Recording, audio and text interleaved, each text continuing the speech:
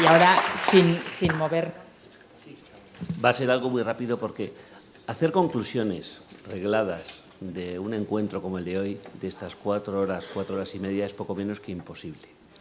Poco menos que imposible porque el asunto que estamos debatiendo hoy y que lleva en debate mucho tiempo, incluso décadas, se ha complicado muchísimo, pero yo creo que se ha complicado muchísimo también en positivo, porque probablemente ese tipo de reflexiones tan abiertas, tan enriquecedoras, tan interactivas, hubieran hecho falta mucho tiempo antes y quizás hubiéramos avanzado o progresado de otra forma. Pero yo creo que esta es la base para construir. Primero, de entrada, transmitir todos los que intervenimos en esto lo que pensamos, nuestro punto de vista, intentar ser constructivos e intentar buscar escenarios que ya no sean válidos solo desde el punto de vista de principios o filosóficamente, sino que encajen desde el punto de vista de su pragmatismo o su tangibilidad. Por ejemplo, se ha comentado algo varias veces, lo ha comentado Tony y algún ponente más, de la necesidad de conjugar ese binomio entre innovación y sostenibilidad, que evidentemente no son antagónicos, sino que tienen que ser mucho más que compatibles, tienen que ser consustanciales. Ya el binomio lo hemos convertido en trinomio: innovación, sostenibilidad, equidad. Y esto es la clave para que realmente tengamos una evolución hacia lo que nos demanda la sociedad, que es hacia la mejora del estado de bienestar. Y esto sea evolutivo y no involutivo, y no demos pasos hacia atrás. Está claro que, de entrada, el integrar muy bien, como lo estamos haciendo, la dimensión económica, con todas sus facetas, con la dimensión clínica o asistencial del medicamento, es algo que necesitábamos todos. Y al final todo está integrado. Y no hay pasos dentro de un proceso de producción que formalmente existen, pero al final no tiene sentido hablar de financiación pública de medicamentos o de precios si no hablamos de su dimensión clínica, de su dimensión asistencial y de resultados en salud. Y esto yo creo que ya lo hemos conseguido. Está claro que el contexto es complejísimo, complejísimo desde el punto de vista legal, se ha comentado esta mañana. La legislación antes era muy sencilla, ya tenemos una ley que se ha modificado con una segunda, con una tercera, con una cuarta, hasta con una quinta, la última, lo cual ha hecho todo muy complejo, lo cual ha hecho, las leyes al final marcan criterios, tampoco establecen la forma o la metodología concreta de abordar los asuntos, ha hecho por consiguiente necesario este desarrollo reglamentario a través del Real Decreto que se ha comentado antes, y evidentemente los retos que tenemos en cuanto a escribir, en cuanto a publicar, como bien decía Emily, son muchísimos porque todo lo que hemos hablado aquí, que son ingredientes que van a configurar al final el escenario de la financiación pública de medicamentos, todo esto tiene que haber una guideline, un criterio, una metodología para hacer las cosas, precisamente no solo ya para que no haya desencuentros entre las partes, sino para que todos sepamos perfectamente a lo que atenernos y al final el beneficiado sea realmente el objetivo de todos, que es el paciente.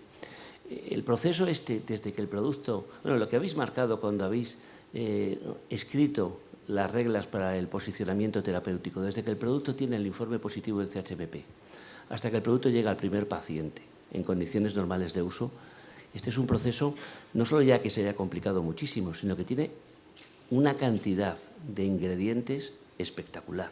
Pensemos que en ese momento, cuando se inicia, ya hay una aprobación por el organismo científico pendiente de la decisión de la Comisión Europea, pero todavía hay estudios clínicos en marcha, abiertos, hay ya vías, lo equivalente al uso compasivo de antes, vías de acceso temprano a los medicamentos cuando estos son relevantes y modifican realmente el curso de la enfermedad.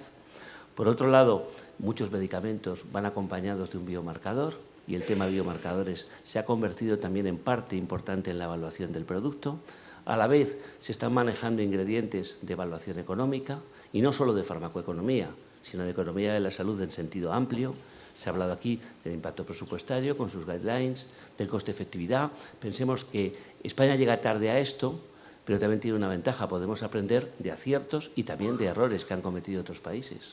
Por ejemplo, toda la reflexión que termina de hacer el Reino Unido en relación con los dogmas que marcaron con el coste-efectividad y con esa barrera que habían trazado en cuanto al impacto económico del coste del año de vida ganado ajustado por calidad de vida, que está todo en fase de reflexión y en fase de reconversión. Pues evidentemente el punto de partida ya es ese, no nos podemos enganchar yendo por detrás, tenemos que engancharnos en la vanguardia.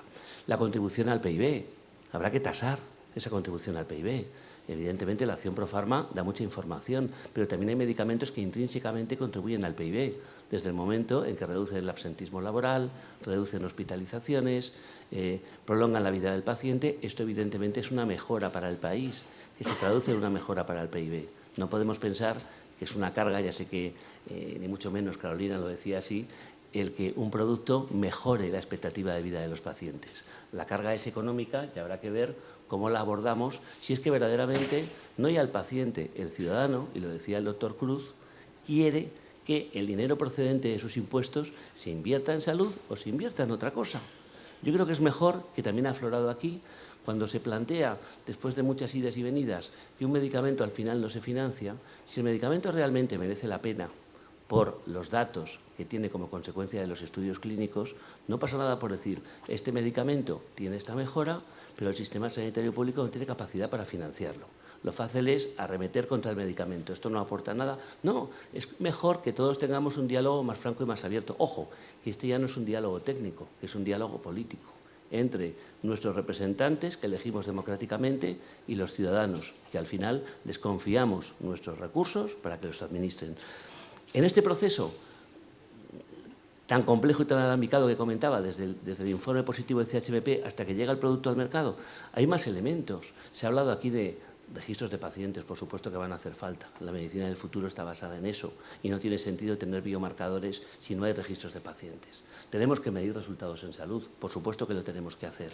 O sea, tenemos todos estos elementos, tenemos que hacer real world evidence como una continuación de los estudios clínicos. Tiene poco sentido, por ejemplo, que se conozca todo de un medicamento hasta que se autoriza, con todo el bagaje que trae la investigación preclínica, la clínica, y de repente cuando se aprueba el producto y se utiliza en la vida real, perdemos toda la información.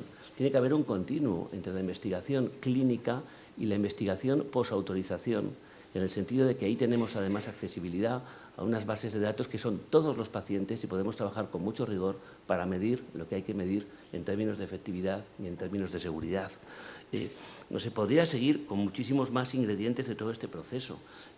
Hemos hablado de otras modalidades para fijar el precio, no solo el precio por producto, no solo ya modalidades económicas de ajustes precio-volumen o descuentos o clawbacks, sino la medición por resultados pues tiene que estar parametrizada y tenemos que saber de forma transparente los riesgos que asumimos ambas partes. El sistema tiene que estar preparado para el riesgo compartido. Tenemos que salirnos de un piloto de un hospital que nos lleva año y medio a poder realmente escalarlo a todo el sistema utilizando los potentes sistemas de información que tiene el sistema sanitario y evidentemente respetando toda la anonimicidad en cuanto a médicos y pacientes y respetando lógicamente que el depositario de la información es la administración pública. Bueno, tenemos tal cantidad de cosas que por eso es imposible concluir. Yo simplemente he puesto aquí todos los retos que tenemos, que son muchísimos, que los tiene el legislador, tanto el legislador del Estado con las nuevas regulaciones, los tiene el que colegisla y sobre todo el que gestiona, que son las comunidades autónomas. Poco sentido tiene que en una comisión de precios se acuerde un registro de pacientes o un riesgo compartido si luego las comunidades autónomas no están preparadas para aplicarlo porque los sistemas no están a punto. Con lo cual, también es importante que no nos hagamos trampas en el solitario, ¿no? Y que realmente hablemos de cosas que realmente se pueden hacer. Bueno, yo no voy a extenderme más porque podría estar mucho tiempo y no es mi intención. Solo quería daros las gracias a todos, a los ponentes que han estado al principio y que de verdad, y lo han hecho además con toda la honestidad y con toda la transparencia, nos han contado cómo están las cosas y cómo las piensan ellos. Y eso es lo que no está escrito y de lo que podemos aprender todos los demás, tanto de la agencia como del Ministerio. Y, por supuesto, de todos vosotros que nos habéis dado una visión ya, habéis conectado la parte teórica, la parte académica, la parte regulatoria con la parte práctica de lo que pasa en el día a día dentro del sistema y además desde diferentes puntos de vista. Muchas gracias también aquí a ti, a Cristina, porque has moderado admirablemente la mesa y sobre todo a los protagonistas de la jornada, que sois vosotros.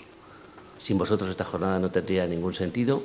Esperamos haber cumplido nuestro objetivo, que haya sido enriquecedora, que haya sido útil, que haya sido productiva y que al menos haya aportado algún granito de arena más a que avancemos juntos en esta senda. Evidentemente habrá muchas cosas como esta, pero espero que la discusión ya vaya avanzando en esta dirección y no sea redundante, sino que ya hablemos de cosas que se han ido consolidando en esta dirección y de las experiencias que hemos tenido. Muchas gracias a todos y hasta la próxima.